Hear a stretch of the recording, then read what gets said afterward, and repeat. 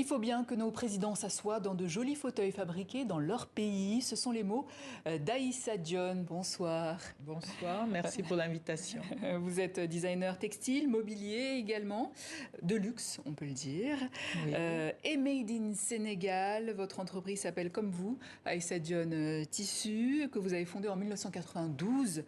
Vous avez été dans le classement Forbes Afrique parmi les 20 femmes les plus influentes d'Afrique. Vous êtes née à Nevers, d'un père sénégalais et d'une mère française. Alors dites-nous, comment êtes-vous tombée là-dedans ? Eh bien, tout simplement, grâce à ma grand-mère sénégalaise. Puisque, effectivement, comme vous le dites, je suis née à Nevers et j'ai rejoint le Sénégal, j'ai retrouvé mon père et du coup, j'ai retrouvé ma famille sénégalaise. Il se trouve que les femmes au Sénégal utilisent les tisserands très régulièrement pour participer aux cérémonies, puisque le pain tissé, c'est un tissage quasiment mythique au Sénégal. Ils participent aux cérémonies, on enveloppe le bébé, on l'offre pendant les mariages, on enterre avec le pain tissé. Et donc toutes les femmes sénégalaises ont un tisserand dans leur jardin. Et quand j'ai observé ce tisserand, je me suis dit qu'il y avait peut-être quelque chose à faire. Alors, votre constat, vous le partagez dans une vidéo TEDx publiée en 2013 et vous évoquez ce paradoxe. Au Sénégal, 50 000 tonnes de coton entièrement exportées sont produites chaque année. 0 mètre de drap produit, 0 mètre de tissu. Ce n'est plus le cas aujourd'hui. C'est toujours le cas. Et c'est non seulement le cas pour le Sénégal, mais également pour tous les pays d'Afrique de l'Ouest. Puisqu'on a un problème majeur qui est la question de la transformation de nos matières premières. Tout est entièrement exporté et il y a le paradoxe d'exporter les matières premières brutes et de réceptionner en fait cette matière première qui a été transformée ailleurs, qui a été vendue en Europe, et les restes retournent et finalement cassent les industries textiles. Donc le but de notre compagnie, c'est de procéder à la relance du secteur textile au Sénégal.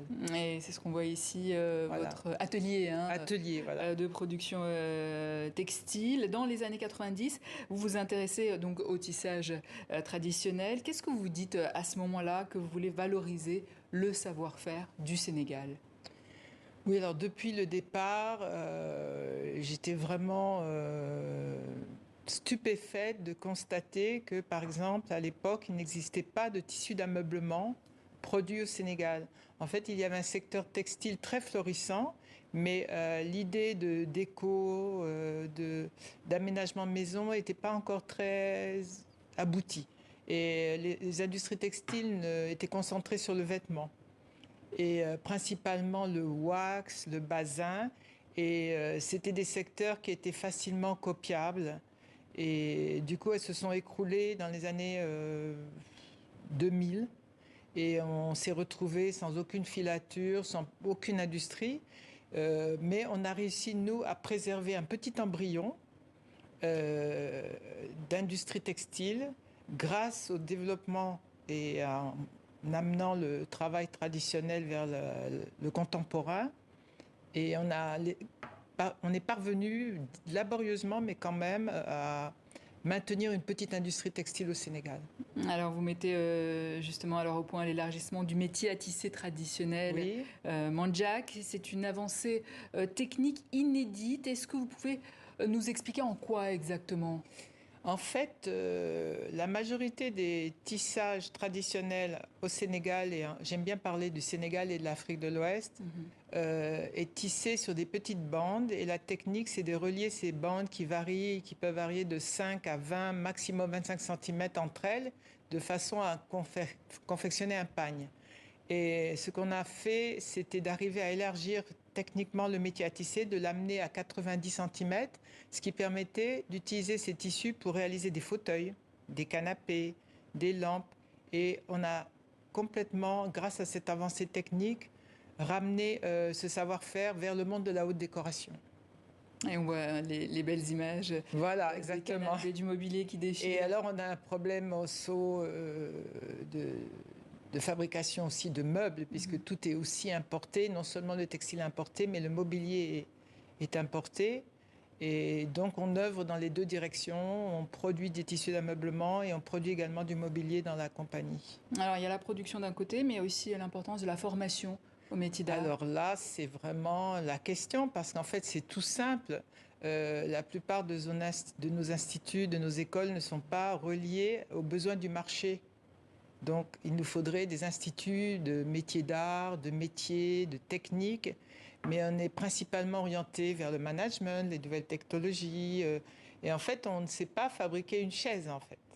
Et on œuvre pour construire et bâtir une école de formation en fabrication de meubles. Et pour ce faire, on a pu organiser des masterclass avec le mobilier national français. Et que fait le gouvernement sénégalais alors?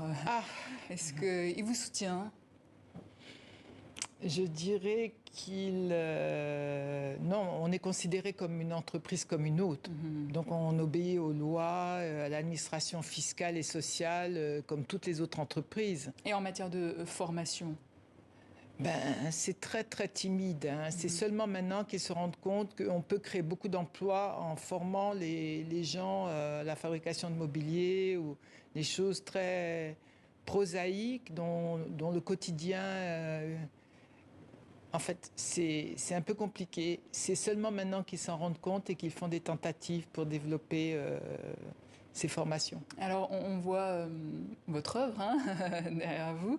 Comment vous définiriez... C'est chez Yves Saint Laurent et Pierre Berger. Les tissus des fauteuils. C'était au tout début de notre expérience.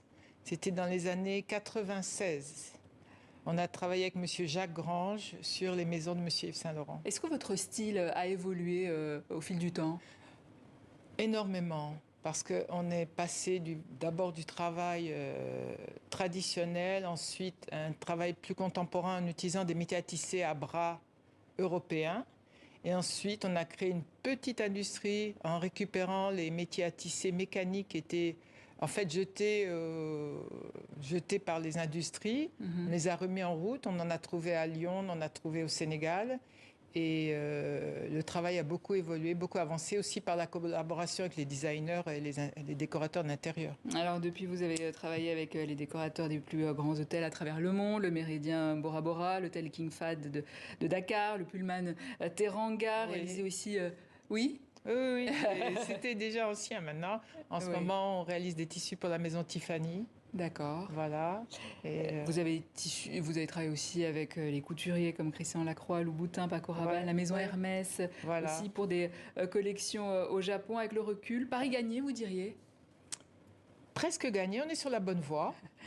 On avance. Ce qui est surtout important, c'est que notre philosophie d'entreprise commence à être perçue comme étant quelque chose d'important et qui permet justement de stabiliser et de créer des richesses au sein de nos pays. Et ça, c'est très important parce que arriver à réaliser une première transformation avec notre coton, nos bois, c'est absolument fondamental. Et demain, vous en parlerez à l'UNESCO, l'UNESCO qui met à l'honneur les créateurs africains. Vous y serez, Aïssa Dione. Merci. Je rappelle que vous êtes designer textile.